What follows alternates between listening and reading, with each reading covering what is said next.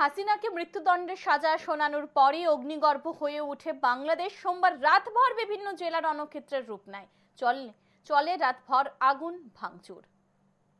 বাংলাদেশের প্রাক্তন প্রধানমন্ত্রী শেখ হাসিনার মৃত্যুদণ্ডের রায় ঘোষণার পর সোমবার রাত জুড়ে দেশে এক অস্থির অগ্নিগর্ভ পরিস্থিতি হয় বাংলাদেশের বিভিন্ন জেলায়।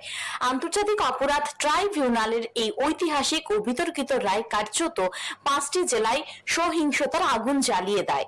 শুধু রাজনীতি উত্তেজনার ঢেউ পৌঁছে যায় কিশোরগঞ্জেও, যেখানে হামলার মুখে পড়েন প্রাক্তন রাষ্ট্রপতি আব্দুল হামিদ। এই রায়কে কেন্দ্র করে বাংলাদেশে এখন এক গভীর রাজনৈতিক সংকটের কেন্দ্রে দাঁড়িয়ে।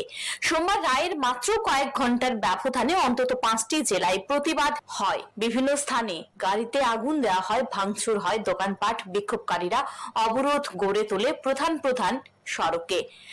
ধানমন্ডি 32 এলাকায় অন্তত 50 জন আহত হন, যাদের মধ্যে কয়েকজন নিরাপত্তা কর্মীও রয়েছেন বলে খবর।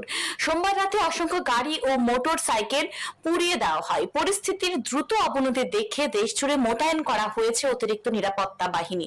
বাংলাদেশের আন্তর্জাতিক সম্পর্কে, জাতীয় নির্বাচন এবং আভ্যন্তরীণ নিরাপত্তার উপর এই রায়ের প্রভাব অত্যন্ত গভীর বলে বিশ্লেষকদের মতামত।